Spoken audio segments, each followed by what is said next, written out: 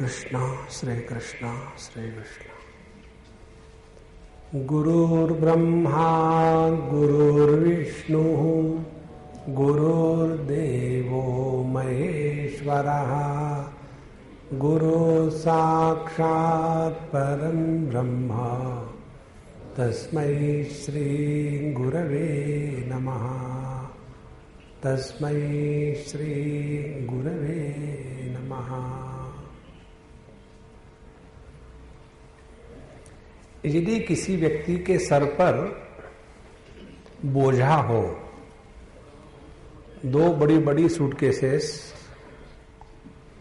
और वो व्यक्ति सीढ़ियां चढ़ रहा हो, लड़का सा हो, बूढ़ा भी नहीं, ऐसे व्यक्ति को जाकर के आप सबसे बढ़िया जोक सुनाना, तो वो हंसेगा, वो और गुस्सा करेगा। मेरे सर पे बोझा है और तुम जोक सुनाते हो। मुझे आज एक एसएमएस आया था, मदिरा बनी तो मैखाना हुआ, मदिरा बनी तो मैखाना हुआ, हुस्न हुआ तो दीवाना हुआ, आप जो आए पागल खाना हुआ।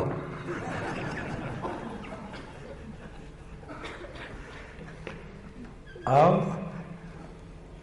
जिसके सर पर इतना सारा बोझा है, वो ये जोक सुन के हंसेगा थोड़ी, वो तो गुस्सा करेगा। अब देखो, ये स्थूल बोझे का लक्षण है। अब एक स्टेप और आगे जाओ।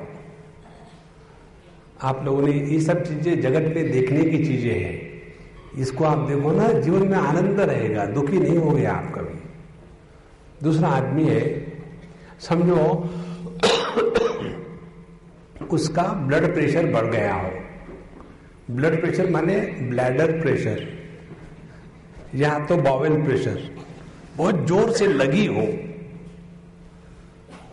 और वो आदमी दौड़ भाग करके बाथरूम की तरफ जा रहा हो, आप उसको रोको और उसको कहो, देखो भाई, मैं तुमको एक बात सुनाना चाहता, राजा से। कारण क्या? प्रेशर। दूसरा प्रेशर, अब तीसरा प्रेशर।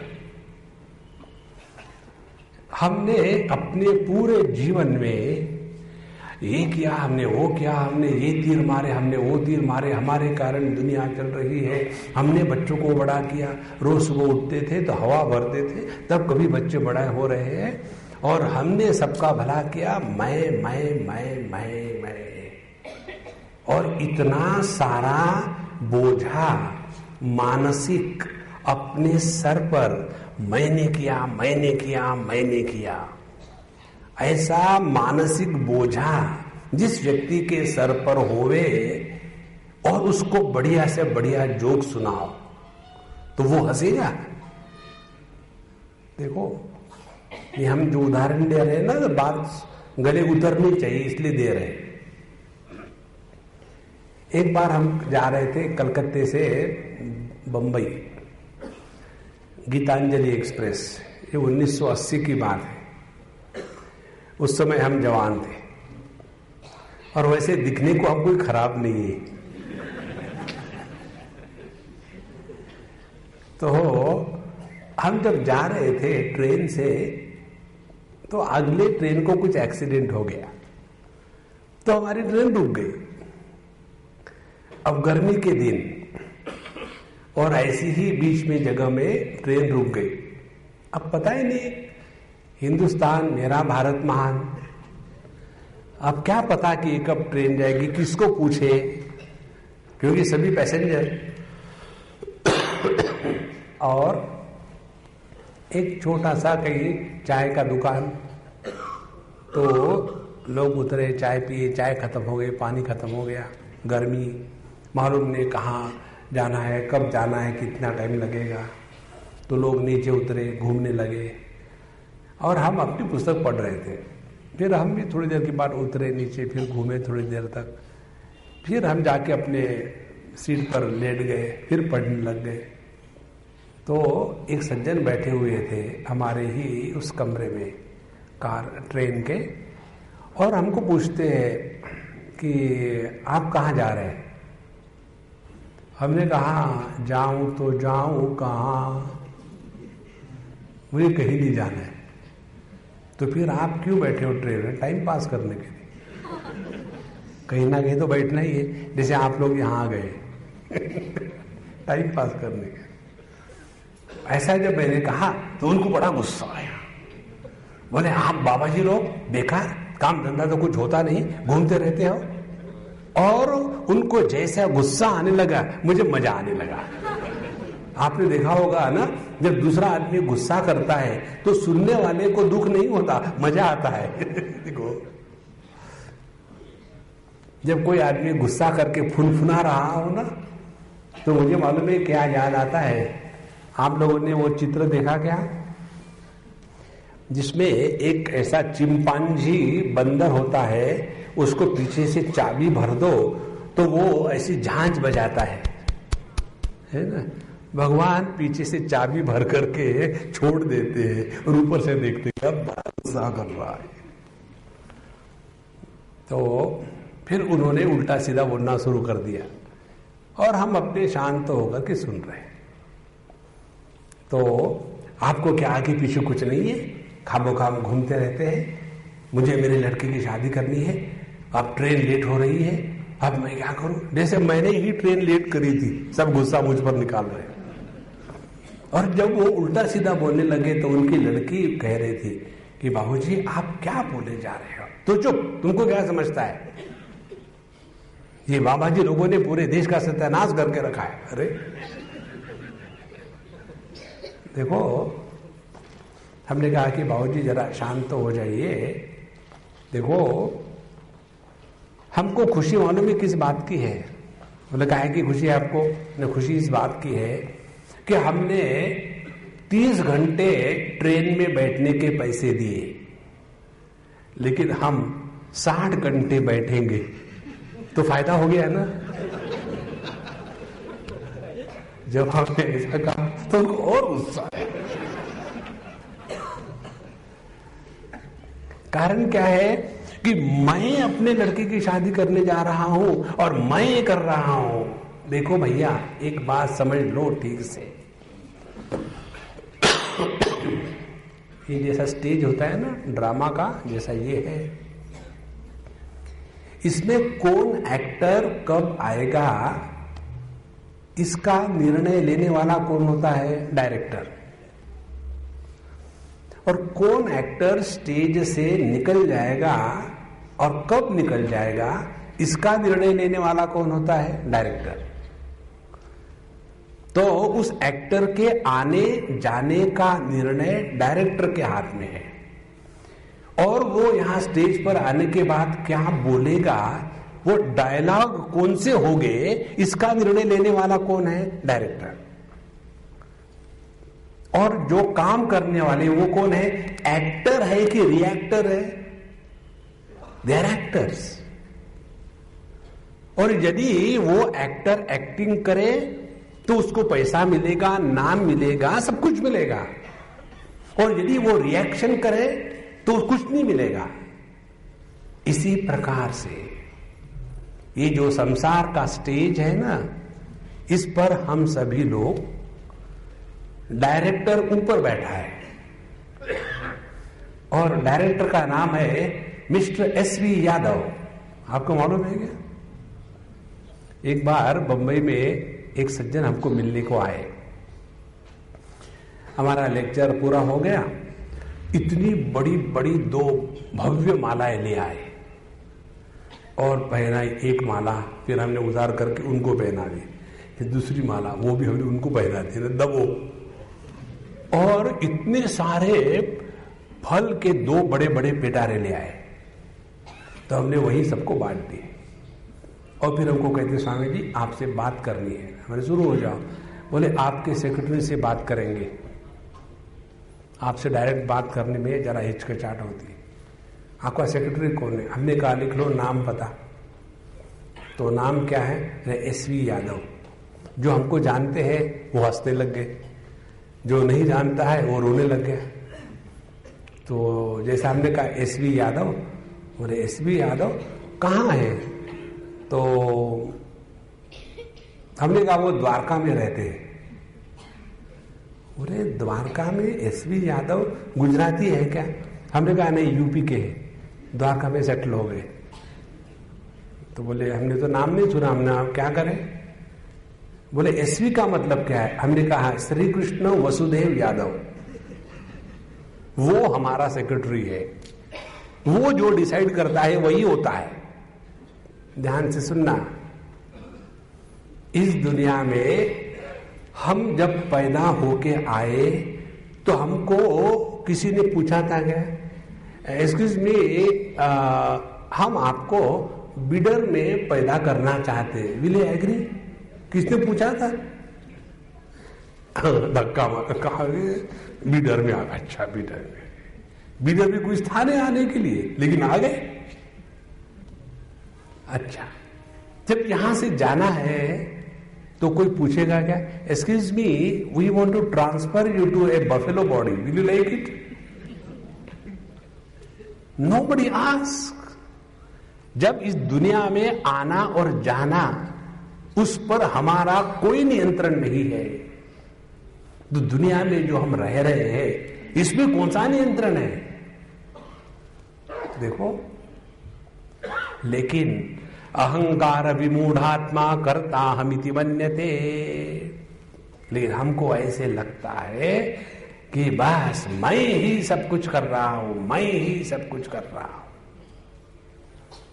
ध्यान से सुनना भैया, इस बात को एक बार समझ लो ना, तो एकदम बोझा उतर जाएगा। ये बोझा ऐसा है कि होते हुए भी दिखता नहीं, और जो हम दुखी है इसी बोझे के कारण दुखी है। और बोझा किस चीज का? एक बार एक बैलगाड़ी जा रही थी, गर्मी के दिन थे, बहुत सारा सामान उस पर लादा हुआ था। जैसे अभी आजकल गन्ने के गाड़ियां जाती है, बैलगाड़ी, और उसके नीचे में एक कुत्ता चल रहा था। गर्मी बहुत, धूप तेज, 4 से 8 घंटे चलने के बाद गाड़ी वाले ने गाड़ी को रोका, एक पेड़ के नीचे बैलों को बांध दिया, और कुत्ता भी गाड़ी के नीचे से बाहर आ गया। क्या किया भाई, क्यों थक गए हो, क्यों थक गए हो? 8 घंटे गाड़ी को चला के देखो। अब उसने क्या किया, उसी गाड़ी के छत्र छाया में चला और थक गया। देखो, इस दुनिया में हम कर क्या सकते हैं? कुछ नहीं कर सकते। लेकिन यही बात समझ में नहीं आती। और मालूम है क्या होता है, ये जो नासमझी है, दिन ब दिन जैसे बैंक बैलेंस बढ़ता है, वैसे हमारा बेवकूफी का बैलेंस बढ़ता है। As we grow old we grow crazy. और देखो, ईगो किसको कहते हैं? आप लोगों ने आजकल ये टर्म सुनी होगी ना, e commerce, email, similarly ego. This is electronic God, is called is ego. और उसमें करना क्या है, एक ही बात, इसको केवल समझ लेना है। कैसे समझ लेना है? अब हम आपको इस ईगो का ऑपरेशन बताएंगे। आज का सूत्र है ऑपरेशन ईगो। यदि कोई बीमारी हो तो उसको निकाल देना चाहिए, बीमारी को रखना नहीं चाहिए। एक शब्द है अपने संस्कृत या हिंदी या कन्नड़ा भाषा में जिसको कहते हैं स्वास्थ्य। स्वास्थ्य माने क्या? स्वस्थ, स्वस्मिन स्थिति। हम अपने स्वरूप में है तो स्वस्थ है। जैसे हम जब अब चश्मा निकाल लिए हैं तो आपको तो लगता होगा कि हम आपको सबको देख रहे हैं, लेकिन आप हमको पूछो तो हम कहेंगे यहां एक होमोजीनियस चद्दर फैली हुई है, अलग अलग जो आप लोग बैठे मुझे दिखता नहीं। कारण क्या है? मेरी आंखों में रोग है। और फिर देखना होगा किसी को, तो फिर प्रयत्न करना पड़ेगा, कौन है, क्या है, कैसा है, दुनिया भर की एक्टिंग, और फिर चश्मा लगा। हाँ, अब समझ में आ गया, सब अलग अलग है।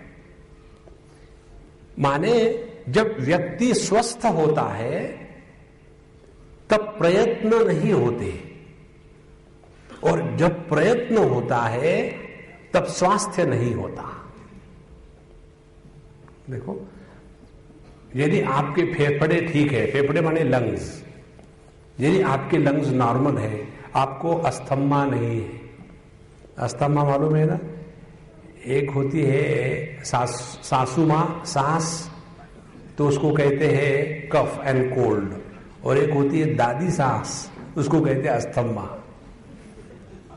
तो यदि किसको अस्थमा हो और उसको सीढ़ियों पर चढ़ना हो जल्दी जल्दी, तो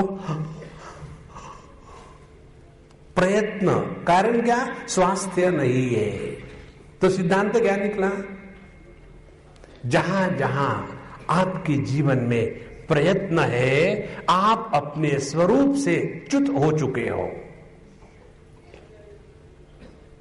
कितनी सहज बात है। और जितने हम अपने स्वरूप से बिछड़ेंगे उतना क्या होगा? हमारा स्वरूप क्या है? आनंद स्वरूप। आनंद स्वरूप से बिछड़ गए तो क्या हो गया? दुख। और इसीलिए एक बात याद रखना, जब जब हम दुखी होते हैं तो हम गलत रास्ते से जा रहे हैं। प्रभु की दुनिया में कहीं भी दुख का नामो निशान नहीं है, और इस जीव की ईगो की दुनिया में दुख के सिवा और कुछ नहीं है। बस इस ईगो को एक बार ठीक कर लो। ईगो को ठीक करना है, मालूम है क्या इसका मतलब क्या है? ईगो को ठीक करना है माने इस ईगो को लेकर के हम कैसे परेशान होते हैं। एक बार एक लड़के ने वर्ल्ड बैंक को एप्लीकेशन करी कि हमारे भारतवर्ष में पानी की बड़ी समस्या है, हर स्टेट में कहीं ना कहीं सूखा पड़ता रहता है, और इसीलिए मैं एक नया प्रोजेक्ट लेना चाहता हूं जिसके द्वारा पानी की समस्या को सुलझा डालूं, तो मुझे पैसे दीजिए, रिसर्च करनी है। कौन सा रिसर्च प्रोजेक्ट है बाबा? Research evaluation of the water quality of the mirage waters. Mirage water माने जो मृगजल होता है, जो दिखता है लेकिन होता नहीं। तो उस पानी से हम किसी की प्यास बुझा सकते हैं? चाहे कितना भी पैसा लगा लो, उसको कभी सुधार सकते हैं? नहीं। इसी प्रकार से ईगो को आप सुधार नहीं पाओगे। एक ही करना है कि ईगो को आपने पहचानने का प्रयत्न किया, ईगो कायम। हमारे भगवान रमण महर्षि का अप्रोच है ये। अयम हम कुतो भवति चिन्वतः ऐपतत्यहम निज विचारणम। सो यह मैं कौन है? एक कहानी बताते थे वो। एक बार किसी की यहां शादी थी और लड़की के तरफ से जो सब लोग काम कर रहे थे उसमें एक लड़का था, उसका नाम था नारायण। कुछ भी काम करना हो, नारायण वो माचिस कहाँ है, फट से माचिस। नारायण वो काउडंग केक कहाँ है, उसके वो लगा दिया। नारायण दूध कहाँ है, दूध दे दिया। नारायण वो आदमी को बुलाना है, हाँ मैं बुलाता हूं। कोई भी काम नारायण करने को तैयार। धीरे धीरे नारायण ने सबका मन जीत लिया, क्योंकि सबका काम जो भी हो करने को तैयार नारायण। और शादी विधि पूरी हो गई। उसके बाद दोनों तरफ के लोग बैठे। लड़की के पिताजी लड़के के पिताजी साथ साथ पान खा रहे थे और कहते हैं लड़के के पिताजी लड़की के पिताजी को कि देखिए संबंधी जी, आपके साइड के वो जो लड़का है ना नारायण, वो इतना अच्छा है कि उसने हमारी बड़ी मदद करी। और ये बात नारायण सुन रहा है। तो लड़की का बाप कहता है नहीं, वो नारायण तो हमारा आदमी नहीं था, हम सोच रहे थे वो तो आपका आदमी है। नहीं जी, हमने तो सोचा वो आपका आदमी है। नहीं जी, हमने तो सोचा वो आपका आदमी है। अब वो दोनों तरफ में काम करता था और सबको दोनों को जीत करके तिजोरी की चाबियां अपने हाथ में ले ली, सब सामान इकट्ठा कर लिया। और जब इंक्वायरी शुरू हो गई कि ये जो नारायण है वो सबको मदद करता था, कौन है, अरे जरा बुलाओ नारायण को, नारायण गायब। दोनों तरफ से प्रकृति वधु पक्ष और पुरुष वर पक्ष दोनों को इकट्ठा करके जो निर्माण होता है, लेकिन जो होता नहीं, उसको कहते हैं ईगो, उसको कहते हैं जीव। आज हम आपको अत्यंत सूक्ष्म ले जाएंगे, ध्यान से सुनना। यदि इसको सीख लो, समझ लो, तो आपको मेडिटेशन करना नहीं पड़ेगा, हो जाएगा। आध्यात्मिक साधना करनी नहीं पड़ेगी, 24 घंटे आप प्रभु के साथ रहोगे। इतनी सहज सिद्धि है यह, केवल समझ लो। देखो, हम आपको एक दो उदाहरण देंगे। एक बार एक लड़का बिट्स पिलानी, आपने सुना होगा, Birla institute of technology and science Pilani Rajasthan में है, डीम्ड यूनिवर्सिटी है और पूरे वर्ल्ड की मानी हुई इंस्टीट्यूशन है वो। तो वहां हम जाते हैं, हम वहां पढ़ाते हैं। तो एक बार हम गए हमारा कोर्स पढ़ाने के लिए, तो एक लड़का आया, जवान लड़का, 2nd ईयर का, 3rd ईयर का, और आकर के हमको कहता है कि स्वामी जी, मुझे ये जानने की इच्छा है कि व्हाट हैपन्स आफ्टर डेथ, मरने के बाद क्या होता है। हमने कहा हम खुशी मनाते हैं, मरो। बोले नहीं नहीं, ऐसा नहीं, मरने के बाद क्या होता है। हमने कहा जो मरता है उसको जलाते हैं, जो जिंदे है वो। बोले नहीं स्वामी जी, मरने के बाद सोल का क्या होता है। हमने कहा ये तो मरा हुआ जानेगा या तो सोल जानेगा, मैं दोनों भी नहीं हूं। नहीं, ऐसे मत करना, कुछ जरूर बताना, मुझे ये बहुत परेशान करता है प्रश्न, मरने के बाद व्हाट हैपन्स आफ्टर डेथ। तो हमने पूछा उसको, what is happening when you are alive. Nothing. So nothing happens after death. People celebrate your death कि चलो एक झंझट खत्म हो गई। नहीं स्वामी जी, ऐसे मत झटक देना, I am very serious about it. तो हमने कहा ठीक है, तुम इंजीनियरिंग के स्टूडेंट हो, पढ़े लिखे हो, अंग्रेज हो, मेरे प्रश्न का उत्तर दो, क्योंकि मैं हिंदी सिनेमा देखने वाला हूं। हमारे हिंदी सिनेमा में जितना ज्ञान है और कहीं नहीं है। वहां एक गाना आता है, हर सवाल का जवाब ही सवाल हो, एक सवाल तुम करो, एक सवाल मैं करूं। तो हमने कहा हम बताएंगे, लेकिन सवाल का जवाब सवाल में होगा। बोले क्या है। हमने कहा तुमने हमको पूछा सोल का क्या होता है मरने के बाद। हमने कहा ये बताओ, जब आप स्विच ऑन करते हो तो बल्ब में लाइट आता है। बोले हाँ आता है। जब स्विच ऑफ करते हो तो लाइट कहां जाता है। जब आया तो जाना ही चाहिए ना, तो कहां जाता है। पहला प्रश्न। बोले स्वामी जी, अभी मेरा प्रश्न पत्रिका पूरी नहीं हुई, तुमने एक प्रश्न पूछा, मैं तुमको 25 प्रश्न पूछूंगा। अच्छा, पहले तुमने स्विच ऑन किया, लाइट आया, स्विच ऑफ किया, लाइट चला गया। फिर दूसरे बार स्विच ऑन किया, फिर लाइट आया, फिर स्विच ऑफ किया, लाइट चला गया। ऐसा तुमने 10 बार किया। अब मुझे ये बताओ, ये 10 बार तुमने जो लाइट स्विच ऑफ ऑन किया और 10 बार जो लाइट आया, वो एक था कि अनेक थे? देखो, बताओ क्या है इसका उत्तर। एक यदि कहेंगे तो वो खंडित कैसे हुए? एक वो होता है जो अखंड है। देखो, प्रत्येक शब्द शांति में खंड डालता है, शांति अखंड है, शब्द खंडित है। शब्द का उच्चारण प्रारंभ होता है, थोड़ी देर तक रहता है, फिर शांत हो जाता है। ध्यान से समझ लेना। तो ये जो तुमने स्विच ऑफ ऑन किया और उसके कारण 10 बार बिजली का लाइट आया गया, तो वो अनेक है कि एक है?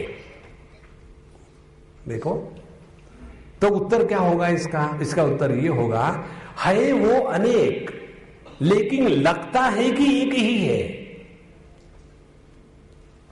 अब ध्यान से सुनना, ये जो लाइट का आना है ये तो अनेक है, लेकिन जिसके कारण ये लाइट आता जाता है वो बिजली एक है, वो बिजली अनेक नहीं है। अब दोनों को इकट्ठा कर लो। जिसकी अभिव्यक्ति हो रही है वह बिजली एक है, और इस बिजली की जो लाइट के रूप में भिन्न भिन्न बल्बों में जो अभिव्यक्ति हो रही है वो अनेक है। देखो महाराज, और हम आपको डाटा देंगे चिंतन करने के लिए। इस चीज में चिंतन करने लग जाओ ना, तो वो चक्कर नहीं होगा कि स्वामी जी पता नहीं मैंने पिछले जन्म में क्या पाप किए थे, मुझे ऐसी बीवी क्यों मिली, मैं परेशान हो गया हूं, दुनिया की सबसे बेवकूफ बीवी मुझे ही क्यों मिली। You are the most qualified one. देखो, इस चक्कर में मत पड़ो। हम आपको कल बता रहे थे, आज फिर बताते हैं, जगत को सुधारने का प्रयत्न कभी मत करना।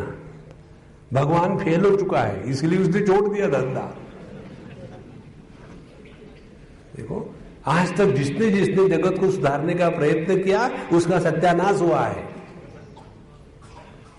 आपके भगवान रामचंद्र जी आए और राम राज्य निर्माण किया, कहां चला गया? अभी भी वहां अयोध्या का चक्कर छोड़ के चले गए। देखो, बड़े बड़े साधु संत आए और बस दुनिया का भला करना है, काहे का भला करना है। ये हमेशा ऐसी ही रही दुनिया। इस दुनिया को आज तक कोई नहीं सुधर सका। हमारे बंबई में एक बहुत बड़े संत हो गए, गाडगे महाराज, आपने नाम सुना होगा। बहुत बड़े संत थे, सिद्ध पुरुष थे, शादीशुदा थे, और एक दुकान में किराने की और पूरी बांधने का काम करते थे। और फिर एक बार शिरडी के साईं बाबा उनके जीवन में आए और 8 दिन के लिए वो कहीं गायब हो गए और एकदम उनमें परिवर्तन आके वापस आए। फिर बीवी बच्चों को छोड़ दिया और एक मिट्टी का घड़ा अपने सर पर रखते थे, कपड़े से बांध देते थे और बड़े विचित्र कपड़े पहनते थे, पट्टे पट्टे का पैजामा, उसके बाद फटे हुए जूते और वो पीटी शूज, और ऐसा होलिया बना करके हाथ में झाड़ू। जिंदगी भर उन्होंने हाथ में झाड़ू रखा। काहे के लिए? कि लोगों को सिखाने के लिए साफ सफाई क्या है। जिंदगी भर उनके हाथ में झाड़ू रहा, लेकिन मेरा भारत महान, जैसा पहले गंदा था उससे और गंदा हो गया। देखो, एक बात समझ लेना, इस दुनिया में जो हम आए हैं ना, अपने का स्वयं का उद्धार करने के लिए। कन्हैयालाल कहते हैं भगवत गीता में, यदा यदा ही धर्मस्य ग्लानिर्भवति भारत अभ्युत्थानम धर्मस्य तदात्मानं सृजाम्य। जब आवश्यकता होगी दुनिया का भला करना तब मैं आ जाऊंगा, यू डोंट वरी। फिर हम क्या करें? उद्धरे आत्मनात्मानम नात्मानम अवसादे, अपना उद्धार करो। देखो जैसे हम स्कूल में जाते हैं, कॉलेज में जाते हैं और टीचर पढ़ाते हैं, तो हम टीचर को ऐसा कहते हैं कि सर उसको समझ में नहीं आया। अरे अपना देखो, उसको समझ नहीं आया, हमको क्या समझ में आया है? जब अपना ध्यान इस पर जाएगा तब हम ईगो का ऑपरेशन कर पाएंगे। इसलिए अब जैसे एक ही बल्ब को आप 25 बार ऑन ऑफ करो तो इसमें 25 बार लाइट आएगी जाएगी आएगी जाएगी, लेकिन प्रत्येक लाइट का दूसरे लाइट के साथ कोई संबंध नहीं है, कोई संबंध नहीं। दूसरा उदाहरण, हम लोगों ने कितने सपने देखे। एक सपने में हम राजा थे, दूसरे में हम गरीब थे, एक में हम पढ़े लिखे थे, दूसरे में हम अनपढ़ थे, एक में हम सुंदर थे, दूसरे में हम कुरूप थे, एक में हम बॉडी बिल्डर थे और एक में हम लंगड़े थे। देखो कितने सारे सपने देखे। तो या सपनों का कोई व्यक्तित्व निर्माण हुआ क्या? सपनों का कोई व्यक्तित्व निर्माण नहीं होता। तो इसी प्रकार से यह जो जागृत स्वप्न चल रहा है, जैसे एक सपना प्रारंभ होके खत्म होता है और उसके साथ वो जो स्वप्न पुरुष जिसने सपना देखा था वो भी सपने के साथ खत्म हो गया। इसी प्रकार से यह जो जागृत सपना चल रहा है, प्रत्येक सपने में एक नया स्वप्न पुरुष पैदा होता है। जैसे एक बार स्विच ऑन किया लाइट आया, फिर ऑफ किया लाइट चला गया, फिर लाइट ऑन किया फिर लाइट आया। तो ये 2, 3, 4, 10 बार लाइट का आना जाना ये कोई व्यक्तित्व का निर्माण नहीं करता। इसी प्रकार से हम 1000 बार सपने देखते हैं तो सपने का व्यक्तित्व निर्माण नहीं होता। और इस जागृत अवस्था में जब रहते हैं तो यहां कहां से आया यह व्यक्तित्व? इस व्यक्तित्व का कोई आधार नहीं है। देखो, लेकिन हम लोग पढ़े डेमोक्रेसी में। डेमोक्रेसी का अर्थ आपको मालूम है ना? Democracy is the rule of majority. And what is the majority? Majority is that of fools. So democracy is the rules of the fools over the wise. Is it not happening today? देखो गधे घोड़े एक line में, देखो। इसीलिए क्योंकि सभी को लगता है, majority feels that I am a continuous existence, therefore it is right. Truth is never determined by the vote of majority. देखो, हम सबको दिखता है सूर्योदय सूर्यास्त, हर एक को दिखता है, लेकिन क्योंकि सबको दिखता है तो कोई सूर्योदय सूर्यास्त नाम की वस्तु है क्या? नहीं. सूर्य तो स्थिर है अपने स्थान पर. ये तो पृथ्वी की गति सूर्य पर अध्यारोपित हो रही है. इसी प्रकार से यह ईगो नाम की कोई वस्तु नहीं है, यदि आप थोड़ा शांत होकर के विचार करो तो.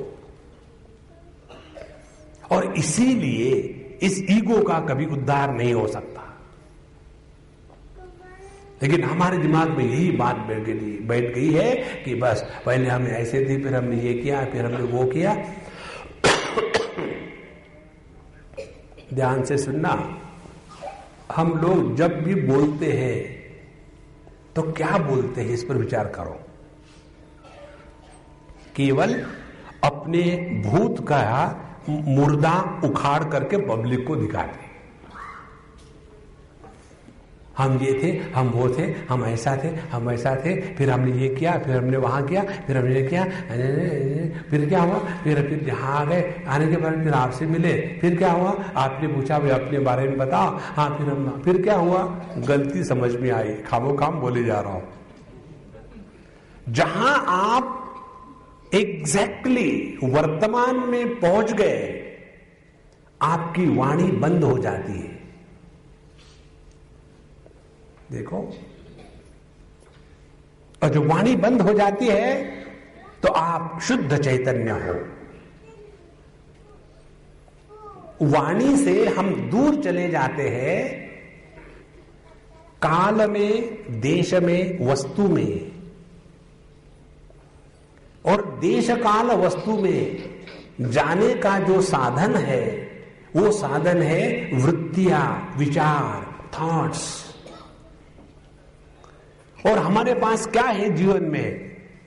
ये इतना सारा बोझा वृत्तियों का, विचारों का। हम गए थे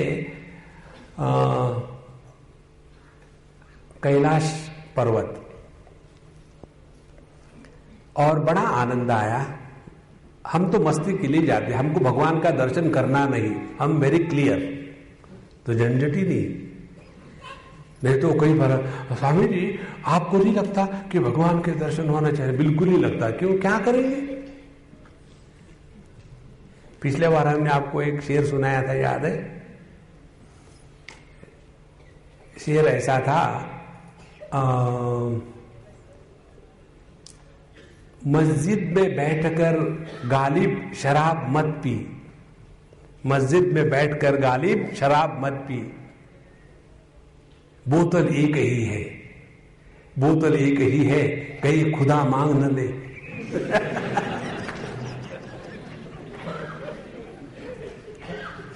देखो, उसने मांग ली तो करेंगे क्या? देखो महाराज, हमारे पास एक ही बोतल है और उसी को रिपीट करे जा रहे हैं, रिपीट करे जा रहे हैं। हम यहां थे, हम वहां थे, हम ऐसे गए, हम वैसे गए, और इसका कोई मतलब नहीं है।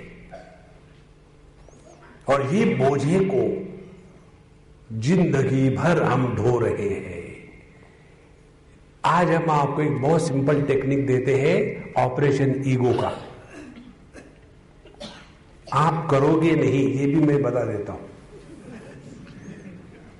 कारण क्या है? कारण ये है, साधना करनी है ना, तो कुछ तो भी विशेष होना चाहिए। अनेक प्रकार के कपड़ों के रंग बदलो, सोमवार है कि एकादशी है कि मंगल है कि बुध है, और उसके बाद जप होना चाहिए, कपड़े का रंग और माला का रंग। एक बार मुझे किसी ने पूछा, स्वामी जी मुझे पावरफुल मंत्र दीजिए और पावरफुल माला दीजिए। तो हमने कहा पावरफुल मंत्र है हा हा हा हा हा, और पावरफुल माला है वैजयंती माला।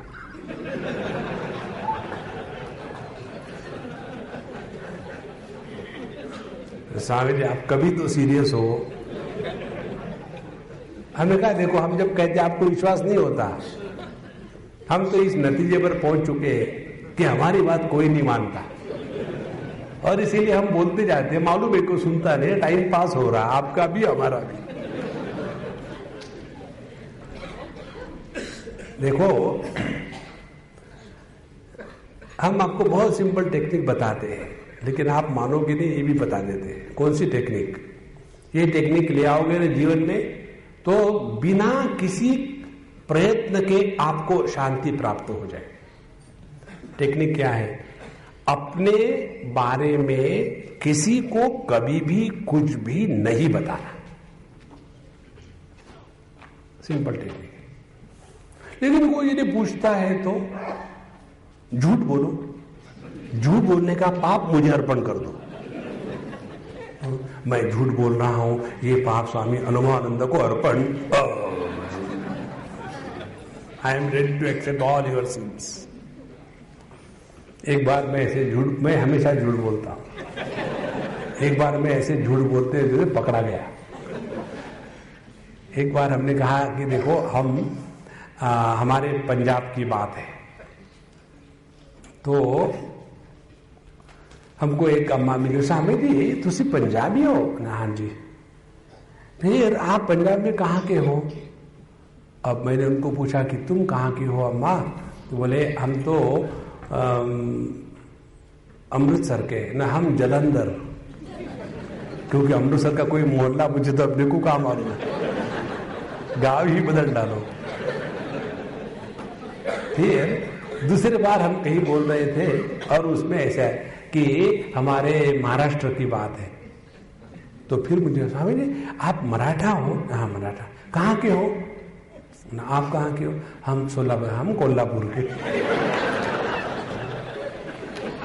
और जब ऐसा हो रहा था तो एक ने पकड़ लिया, बोले स्वामी जी ये क्या है? पिछले बार आपने कहा था कि आप पंजाबी हो, इस समय कहते मराठा हो। बोले हाँ। न कैसे? मैंने बोला कि मैं पराठा हूं, बाप पंजाबी माँ मराठा, दोनों का क्रॉस पराठा। मक्खन लगा और खा जाओ।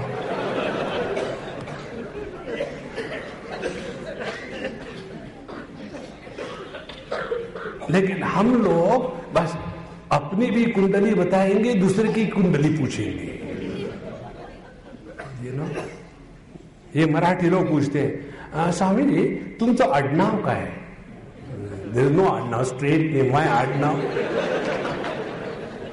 आडनाव means you hide behind the name. Why should you hide? Come straight away. जिस दिन आपने ये नियम ले लिया है कि आप अपने जीवन की एक भी घटना किसी को मत सुनाओ, आपके पास बोलने के लिए वेदर रिपोर्ट के सिवा कुछ नहीं रहेगा ना। आज का क्लाइमेट बड़ा अच्छा है, नहीं ऐसा क्लाइमेट पिछले 40 साल से कभी नहीं हुआ था, नेचुरली कभी नहीं हुआ। देखो, और जब हम अपने बारे में बोलना बंद कर देते, ध्यान से सुनो, तो फिर क्या हो जाएगा? हम अपने आप को दूसरों पर लादेंगे नहीं। Do you know why the old people are not accepted by the youngsters? बूढ़े लोगों को जवान लोग क्यों पसंद नहीं करते? इसी कारण से। जब हम जवान थे तब की बात है। आजकल के बच्चे 2 लड्डू नहीं खा सकते। जब हम जवान थे तो इतने सारे भर के 50 लड्डू तो खड़े खड़े खाए जाते थे, बैठ के कितने खाते थे? और 50। अरे हमने सोचा कि आप आदमी हो, ये तो भैंस खाती है। हर बार अपनी भूतकाल की बात, एक बात समझ लो भैया, हमारे भूत से लोगों से कोई मतलब नहीं है। प्रत्येक आदमी अपने भविष्य की चिंता में फंसा है। देखो, जिस दिन आप, ध्यान से सुनना, अपने बारे में बोलना बंद कर दो, पहला सिद्धांत। क्या कर रहे हैं हम? Operation ego. अपने बारे में एकदम बोलना बंद करो। कोई कुछ भी पूछे, टॉपिक बदल दो। अरे बाथरूम जाना है, बाथरूम जाना है, चले जाओ, घूम के आ जाओ, टाइम पास हो जाएगा। बोलने की कोई जरूरत नहीं। अच्छा, दूसरा नियम, जब हम अपने बारे में बोलना बंद कर देंगे ना, आप करके देखो, आपको दूसरे के बारे में बोलने की इच्छा नहीं होगी। जो मनुष्य अपने बारे में बोलते रहता है, उसी को दूसरे के बारे में बोलने का मजा आता है। हम तो ऐसे नहीं, हमारे यहाँ तो सुबह में जब तक लोग नहाते धोते नहीं ना, किचन में किसी को अंदर नहीं आने देते। हम लोगों के जैसे थोड़ी है कि उठ के सीधे अपने बेडरूम से सीधे चले गए किचन में। छी छी छी छी, हम तो शुद्ध वैष्णव हैं। हम तो जो साबुन है ना, उसको भी धोकर ही लगाते हैं, अत्यंत शुद्ध पवित्र है। हम पानी में जो पीते हैं उसको भी डिटर्जेंट से धो के पीते हैं। लोगों के जैसे थोड़ी है गंदे, हम बड़े अच्छे। देखो, जिस क्षण आप अपने बारे में बोलना बंद कर दोगे ना, दूसरे के बारे में बोलने में आपको इंटरेस्ट नहीं आएगा। ध्यान से सुनना, मन की खुराक है तुलना करना। जिस दिन मन को तुलना करने के लिए कुछ नहीं बचता, मन मर जाता है। बहुत सूक्ष्म सिद्धांत है। Try, your mind will never survive the moment you stop comparisons. और हम जितना भी करते हैं यही करते हैं, कंपेयर कंपेयर। आजकल का पता नहीं जमाना कैसे आ गया। जब हम छोटे थे तो मुट्ठी भर पैसे ले जाते थे और बस्ता भर सामान ले आते थे, और आजकल का जमाना बस्ता भर पैसे ले जाओ, मुट्ठी भर सामान ले आओ। पहले क्या सामान लाते थे? मुट्ठी भर पैसे से बस्ता भर मुरमुरे। और अब इतना सारा पैसा ले जाओ, क्या ले आते? कंप्यूटर। ओ, इन चीजों से कुछ नहीं निकलता। तो हमने अपने बारे में बोलना बंद कर दिया, दूसरे के बारे में बोलना बंद कर दिया, कंपैरिजन खत्म हो गया। अब आप कहां हो? अब आप आ गए हो केवल वर्तमान में, और जहां आप वर्तमान में रहोगे वहां आप प्रभु के साथ है। भगवान के कैलेंडर में पास्ट और फ्यूचर टेंस नहीं होता। देखो, भगवान के साथ जो रहते हैं उनके पास डायरी नहीं होती और इसीलिए डायरिया नहीं होता। बहुत सिंपल साधना है। देखो, आपका मन एकदम हल्का फुल्का, एकदम हल्का फुल्का, और जितना आप इसका अभ्यास करोगे उतने आप मेडिटेशन में हो। फिर कोई मतलब नहीं आप कुर्सी पर बैठे हो कि पद्मासन लगा के बैठे हो, या हलासन लगा के बैठे हो, या उष्ट्रासन लगा के खड़े हो, या मत्स्यासन लगा करके टेढ़े हो गए हो, या शवासन लगा के मरे हो, कोई मतलब नहीं।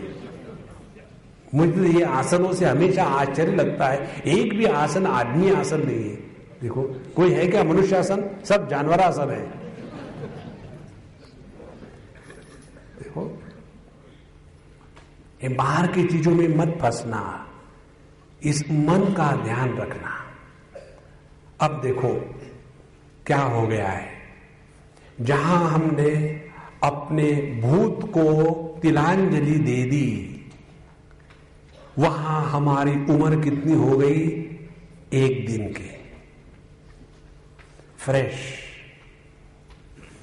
ये टेक्निक, ये एक्सपेरिमेंट हमने एक बड़े आदमी पर किया था, और फिर वो हम हमारे पीछे पागल हो गए थे। बहुत बड़े आदमी, ऑल इंडिया हार्ट स्पेशलिस्ट जो है मेडिकल एसोसिएशन, उसके वो प्रेसिडेंट थे।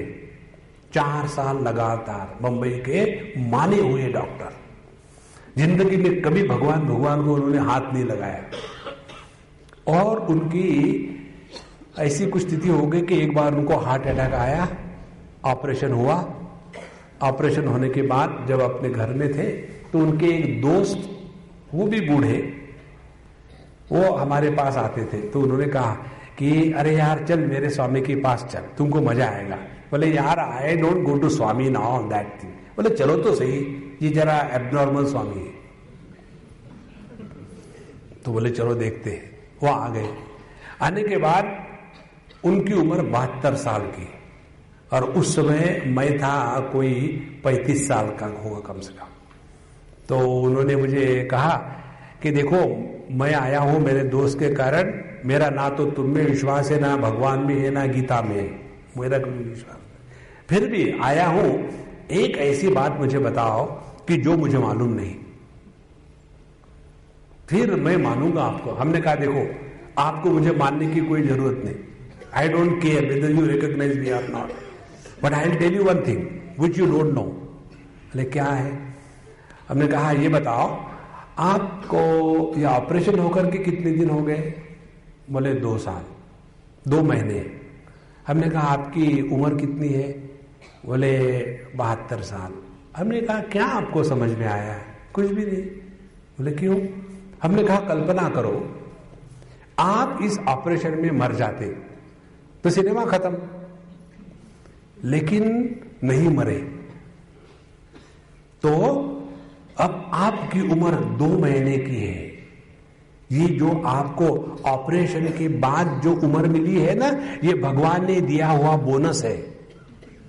और बोनस का पैसा उड़ाते हैं, उसको रखते नहीं जपा जपा के। देखो, आपको जब तनख्वाह मिलती है तो खुशी होती है क्या? कभी नहीं होती। और बोनस मिलता है तो ओहो। इसी प्रकार से 72 साल आपको भगवान ने उम्र दी है। अब 72 साल के बाद बोनस मिला है। अब लाइफ को एंजॉय करो। कैसे?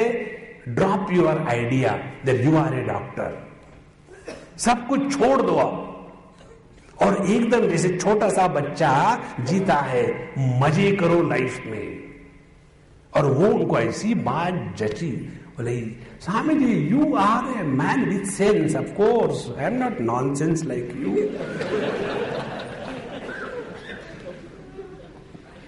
तो उसके बाद फिर बोले स्वामी जी क्या करो? करना कुछ नहीं, यहां आ गए हो, रहो 8-15 दिन, देखो कैसी मस्ती चढ़ती है। फिर वो हमारे साथ रहे 8-10 दिन, और फिर वो हमारी कैसेट ले गए, पुस्तक ले गए। एक पुस्तक है सदाचार, वेदांत का अत्यंत सूक्ष्म ग्रंथ है, और हमारे कैसेट ले गए और सुनना शुरू कर दिए। धीरे धीरे धीरे धीरे उनमें इतना परिवर्तन आ गया। बम्बई का बड़ा अपना घर भी छोड़ छाड़ करके गुजरात में वहां उनका एक फार्म हाउस था, वहां चले गए, और 1-1.5 साल के अंदर में एकदम मानो उन्होंने हजारों साल तपस्या करी हो। उस बुढ़ापे में उनके आंखों में तेज, मन की प्रसन्नता, शांति, आहा। देखो उन्होंने क्या क्या एक बात करी, 72 साल का मैं अमुक अमुक हूं, ये बोझे को उतार दिया और कुछ नहीं किया। हमको करना कुछ नहीं है, इसीलिए उस दिन हमने आपको बताया, spirituality is not doing anything, it is undoing all what we have already done. We don't have to become anybody, we have to unbecome what we have become. देखो यही सब सिद्धांत है शास्त्रों में। पहले आप ब्रह्मचारी होते हो। ब्रह्मचारी ये हमारा नेचुरल स्टेटस है। We are all born bachelors, is it not? ऐसे थोड़ी है कि क्या करें, शादी पैदा हुए तो साथ में ये भी पैदा हुए, क्या करूं? इसीलिए to remain bachelor is a natural condition, and when you become unnatural you get married, and when you get married you can not be happy. You know, this world can be classified into 2 classes, happy and married. There is no third class. तो फिर हम शादी करते, दुखी होते, उसके बाद क्या करते? फिर वानप्रस्थाश्रम। वानप्रस्थाश्रम क्या है? अनडूइंग गृहस्थाश्रम। देखो, वानप्रस्थाश्रम माने वानप्रस्थ में प्रवेश करने के पश्चात अब मियां बीबी का रिश्ता नहीं रखते।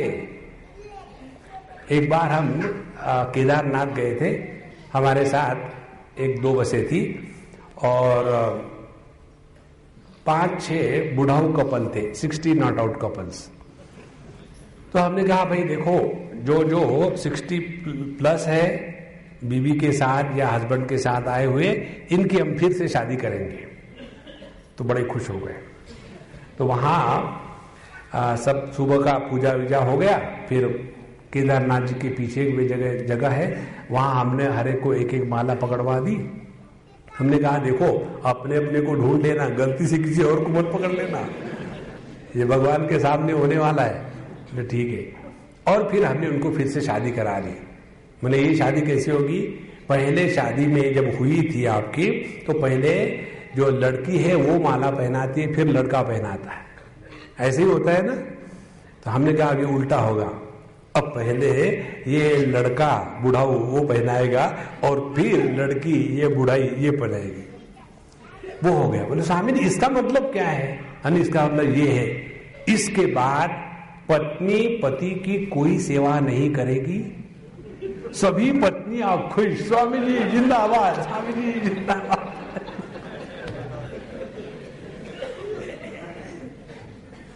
आप ये सब चीजें देखो दुनिया में। हम इसीलिए जब भी कोई हमारे साथ कैंप में आना चाहता है हम बताते, अकेले आओ, मियाँ बीबी साथ में मत आना। मियाँ बीबी जब साथ में आते हैं ना कैंप में, तो क्या होता है, एक ही कमरे में रहना चाहेंगे। घर में वही परेशानी, यहां भी वही परेशानी।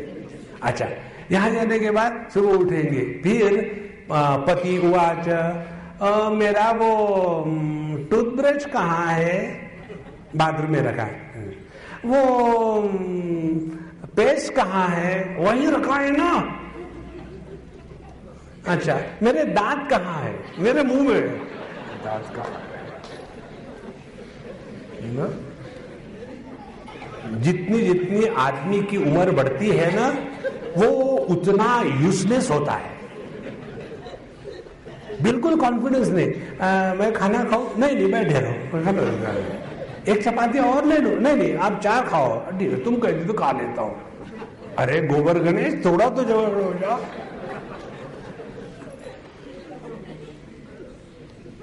देखो, साधना इसको कहते हैं, we have to undo everything. और यही हमारे शास्त्र बताते हैं। तो पहले हम गृहस्थ थे, पहले हम ब्रह्मचारी थे, गृहस्थ बने। जो बनता है वो दुखी है। फिर उससे बचने के लिए वानप्रस्थ बने, फिर गृहस्थी से छुटकारा मिला। फिर वानप्रस्थ बनने के बाद भी अभी बनावटी है, तो उससे निकलने के लिए आखिरी है सन्यास। सन्यास का तात्पर्य है अपने स्वरूप में वापस लौट आना। यही साधना है। यदि ये बात आपके हृदय में उतर में आएगी ना, देख लेना आप, जीवन में बड़ा आनंद है, कहीं कठिनाई नहीं है। लेकिन हमको ऐसे लगता है कि पूरी दुनिया को हम ही चला रहे हैं। अरे मैं नहीं होऊंगा तो पता नहीं दुनिया का क्या होगा। दुनिया सुखी होगी, जाके तो देखो। आपको याद है कि नहीं मुझे मालूम नहीं, 58 की बात है। उन दिनों में टाइम्स ऑफ इंडिया में एक क्वेश्चन हमेशा आता था, आफ्टर नेहरू हु, नेहरू के बाद कौन होगा। After Nehru who, so many have come and gone, who तू तू हु तू तू हु तू तू, लेकिन मेरा भारत महान। देखो, इस दुनिया में किसी के कारण कुछ नहीं अटता। ईगो यही है कि जिसको लगता है कि मेरे सिवा ये दुनिया कैसी चलेगी। जिस दिन आपको ये बात समझ में आएगी, आपका मन शांत प्रसन्न, शांत प्रसन्न मन वो है जो केवल वर्तमान में रहता है। शांत प्रसन्न मन वो है जो प्रभु में लगता है। शांत प्रसन्न मन वो है जिसको प्रभु की प्राप्ति हो चुकी है। द्वितीय अध्याय में भगवान कहते हैं, प्रसन्न चेतसो ह्याशु बुद्धि परि अवतिष्ठते। जो प्रसन्न चेतस है उसी की बुद्धि परमात्मा में लगती है। जो दुखी है उसकी बुद्धि परमात्मा में नहीं लगती। देखो, you take the child out. जो अत्यंत दुखी व्यक्ति है वो भगवान के सामने जाएगा भी तो भगवान को क्या कहेगा, भगवान आप मुझे नहीं चाहिए, आप मेरी ये जो समस्या है इस समस्या को ठीक करो। माने जीवन का लक्ष्य बन जाता है संसार और भगवान बन जाते हैं इस संसार को ठीक करने वाले चौकीदार। देखो, हमारे भगवान शंकराचार्य ने एक ग्रंथ में लिखा है,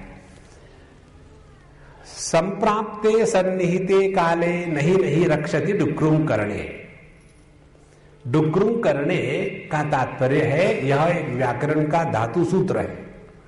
डुक्रुम इस धातु का अर्थ करना इस अर्थ में है। जैसे हम लोग हिंदी में पढ़ते हैं ना, अंग्रेजी टू डू माने करना, टू डू माने करना, टू रन माने भागना, टू रन माने भागना। इसी प्रकार से संस्कृत में पढ़ते हैं तो कहते हैं डुक्रुम करणे भज सेवायाम भज सेवायाम। तो संप्राप्ते सन्निहिते काले नहीं रक्षति विक्रम करने का तात्पर्य क्या है? तात्पर्य ये है कि आप कौन सी भाषा बोल रहे हो इसका महात्म्य नहीं है। महात्म्य ये है कि आप क्या बोल रहे हो। भाषा तो केवल एक माध्यम है। देखो, ये जो हमारा जीवन है ना, पति पत्नी, घर गृहस्थी, मियाँ बीबी और आपके पड़ोसी और गवर्नमेंट जॉब या इसका, ये सब तो एक साधन है। जीवन का लक्ष्य जगत नहीं, परमात्मा है। जब हमारे जीवन का लक्ष्य जगत होता है तब ईगो काम कर रहा है। जब हमारे जीवन का लक्ष्य परमात्मा होता है तब वही ईगो साधक बन गया। और जिसको परमात्मा की प्राप्ति हो गई है, ब्रह्मभूत प्रसन्नात्मा न शोचति न कांक्षति समहा सर्वेषु भूतेषु मद्भक्तिम लभते पराम। जो प्रभु के नजदीक पहुंच चुका है उसका पहला लक्षण प्रसन्नात्मा। प्रसन्न शब्द का अर्थ है जो प्रभु के अत्यंत निकट है उसको प्रसन्न कहते हैं। और परमात्मा आनंद स्वरूप है। इसीलिए अपने जीवन से इस ईगो के पॉइजन को निकालने के लिए साधना क्या करनी है? साधना करनी है हमेशा प्रसन्न रहने की, और कोई नहीं साधना करनी है। नहीं तो मुझे ये पोथी पढ़नी, वो पोथी पढ़नी है, पता नहीं ये लोग कोई काम कर रहे हैं, धर्म क्षेत्र कुरुक्षेत्र पांडव पता नहीं क्यों। भगवत गीता संस्कृत में क्यों लिखी, हिंदी में लिखी? देखो, इससे कुछ नहीं होने वाला है। सबसे महत्व की बात यह है कि अपने मन के संतुलन को मत खोने दो। ये बहुत बड़ी साधना है। हमको लगता है साधना माने दुखी होना, परेशान होना। नहीं, आनंद के प्राप्ति के रास्ते पर दुख का स्टेशन नहीं है। यह गलत बात है। परमात्मा की प्राप्ति प्रसन्नता की ही द्वारा होती है, दुख की द्वारा नहीं होती। भगवान दुख मालूम है किस लिए देते हैं? क्योंकि हम भगवान की तरफ नहीं दिखते। आपको मालूम है ना, छोटे छोटे बच्चे देखते होंगे आप, जब वो आपका अटेंशन खींचना चाहते हैं और आप किसी काम में बिजी हो तो क्या करते हैं बच्चे? अपने गाल को हाथ लगा करके अपने मम्मी सुनो ना, मम्मी सुनो ना, ऐसा करते हैं ना। भगवान उससे गए भी थे। वो चाहते हैं हमेशा हम उनके तरफ देखें, और इसीलिए उनके हाथ में शंख चक्र गदा पद्म है। सबसे पहले भगवान के पास द फर्स्ट मोबाइल शंख। Hi my dear devotee, how are you? भगवान wants to dial and talk to us. उनको रिकॉर्डेड मैसेज मिलता है, the phone that you had dialled is out of reach. अब भगवान क्या करेंगे? हम तो फिर रख देते, फिर ट्राई करेंगे। भगवान वैसा नहीं करते। उनके पास दूसरा इलेक्ट्रॉनिक इक्विपमेंट है। शंख काम नहीं करता तो गदा है, डुम। अरे बाप रे, क्या हो गया? फोन उठा। जब दिया है मोबाइल तो बंद करके क्यों रखते हो? और जब कहीं झटका पड़ता है तब जा करके भगवान की याद आती है। देखो महाराज, जब जीवन में आपने अपने अनुभव को देखो कैसा है। आपका सुंदर सपना हो तो कभी नहीं टूटता। सुंदर सपने में एक बुरी घटना ऐसी होती है कि वो घटना सपना होते हुए भी सपने से आपको बाहर ले आती है। इसी प्रकार से ये जो जागृत सपना चल रहा है ना, जब तक के सब कुछ समझ लेना आपने फोन बंद करके रखा है, अब आने वाला है डंडा और सडनली कुछ ना कुछ आके टपकता है सर पर, फिर एकदम नॉन प्लस, पता नहीं क्या होगा। एक बार एक लड़की हमको कह रही थी, स्वामी जी हमारी मामा जी है, बड़े परेशान रहते हैं, तो आप उनको मदद करिए। हमने कहा कि उनको बोल देना मेरे तरफ से एक मंत्र का जप करना। बोलो कौन सा मंत्र? ओम कंसाय नमः, ओम कंसाय नमः। ऐसे से क्या होगा? हमने कहा कि वो भी कंस के जैसे हो जाएंगे और सुखी हो जाए। मामा जी है ना, तो बोले स्वामी जी आप मजाक कर रहे हो। हमने कहा देखो ये गलत गणित है, अच्छा आदमी दुखी होता है ये वाक्य ही गलत है। जो दुखी होता है वो अच्छा आदमी नहीं होता।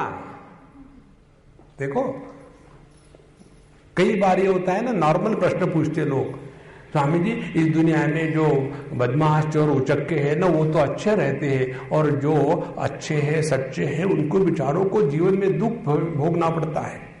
बंबई में मुझे एक अम्मा ने पूछा प्रश्न, बड़ा सत्संग, और वो अम्मा एक क्या कहते हैं राज्यपाल की लड़की थी, तो गवर्नर की लड़की, इंट्रोड्यूस भी करा दिया कि अमुक अमुक गवर्नर जो है इनकी लड़की है, और नमस्कार चमत्कार हो गया। और फिर उसने प्रश्न पूछा, Swami ji I have got a question for you. Yes, why in this world good people have to suffer and bad people enjoy? तो हमने कहा excuse me, you are suffering in your life? No Swami ji, by God's grace I am enjoying. Do you know why? Because you are bad. देखो जो अच्छे होते हैं ना वो कभी सफर नहीं होते। कोई भी साधु संत ने इस जगत में कभी कंप्लेन नहीं करी है कि दुनिया ने मुझे छला है, कभी नहीं कहा है। देखो ये तो हमारी ही उल्टी सीधी बात चलती है। इसीलिए इस जगत में रहते समय सिद्धांत ये है, बहुत बड़ी साधना है। आप जितने प्रसन्न रहोगे उतना आपका ईगो डायल्यूट है, आप जितने दुखी रहोगे उतना आपका ईगो स्ट्रांग है। भगवान को ईगो है ही नहीं, और इसीलिए आनंद स्वरूप है। इसलिए अपने जीवन के दुख का समर्थन मत करना। स्वामी जी आपको क्या होता है, शादी करके देखो फिर समझ में आएगा। माने शादी करना दुखी होने का कोई सर्टिफिकेट है क्या कि you are hereby given licence to be miserable? जैसे ड्राइविंग लाइसेंस होता है ना, गाड़ी चलाने का लाइसेंस, शादी माने दुखी होने का लाइसेंस। होते रहो दुखी। Never justify the moment you become miserable. Understand the egohood is coming out. Stop it there. यदि ये आप पूरी हिम्मत के साथ अपने जीवन में ले आओ तो देखोगे आप, आपकी सब साधना हो गई, कर्म हो गया, योग हो गया, भक्ति हो गई, ज्ञान हो गया। कर्म किस लिए करते हैं? दुखी होने के लिए। योग किस लिए करते हैं? दुखी होने के लिए। और भक्ति किस लिए करते हैं? रोने के लिए। ज्ञान किस लिए करते हैं? प्रवचन देने के लिए नहीं। अपने मस्ती में 24 घंटे रहना है। और ये तब होगा कि जब हम इन छोटी मोटी चीजों से ऊपर उठ जाएंगे। यही है ऑपरेशन ईगो। ईगो का मतलब ये मत समझ लेना मुझे भगवान की प्राप्ति करनी। क्या करोगे भगवान को देख करके? भगवान को मत देखना जीवन में। मैं आपको बात बताऊं, भगवान की हमारी बड़ी दोस्ती है। भगवान की परेशानी क्या है? भगवान की परेशानी ये है कि उनको रहने के लिए घर नहीं। उनकी परेशानी ये है कि उनको बोलने के लिए जबान नहीं है, उनको काम करने के लिए हाथ नहीं है, और वो भटक रहे दुनिया में। कि कहीं मुझे खाली हाथ मिल जाए तो मैं जिसके माध्यम से अभिव्यक्त हो जाऊं, मुझे कुछ ऐसी जबान मिल जाए कि जिसको अपना कुछ नहीं बोलना, मुझे कुछ ऐसा हृदय मिल जाए कि जहां मैं अकेला रहूं, कूड़ा करकट काम क्रोध लोभ मोह मद मात्सर्य इसकी गंदगी जा नहीं हो, ऐसा मुझे मकान मिल जाए। वो भटक रहे हैं, उनको कहीं नहीं मिलता। क्यों ना हम वो बने कि भगवान देखे, hey here is the best house available, और फिर भगवान हमारे माध्यम से अभिव्यक्त होवे। देखो यहां यह जो माइक है बहुत अच्छा है। यह अच्छा क्यों है? क्योंकि ये माइक को अपना कुछ नहीं बोलना, इसीलिए मैं जो बोल रहा हूं ये आप सुन रहे हो। यदि इस माइक को अपना कुछ बोलना होता है,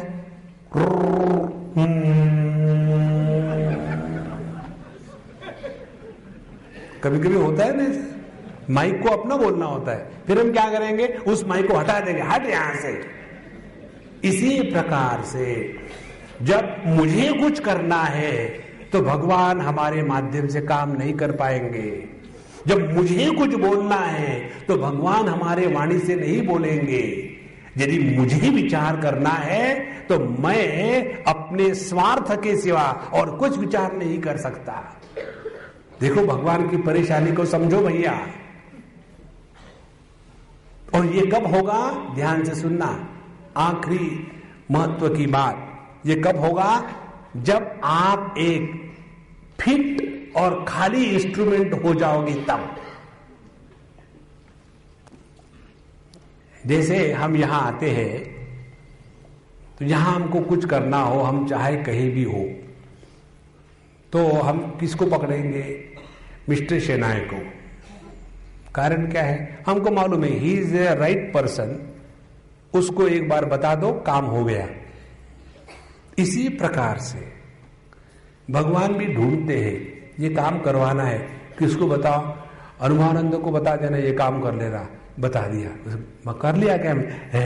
मैं सो गया था, लगा एक नालायक। देखो, we have to be fit instrument. If we are a fit instrument, the Lord will choose us. And when He will choose us, then only He can function through us. तो ईगो को हटा देना का तात्पर्य क्या है? अपने को ऐसा बनाना कि जिसके माध्यम से परमात्मा अभिव्यक्त हो सके। ये है महाराज आध्यात्मिक जीवन का सूत्र, और यही सब कुछ करना है। नहीं तो सुबह से शाम तक के पहले मैं पापी था, अब मैं पुण्यवान हूं, पहले मैं गरीब था, अब मैं अमीर हूं, पहले मैं रोगी था, अब मैं भोगी हूं, पहले मैं भोगी था, अब मैं योगी हूं, पहले मैं योगी था, अब मैं कुछ नहीं करता। मैं तो जो का त्यों है। इस मैं को हटाओ,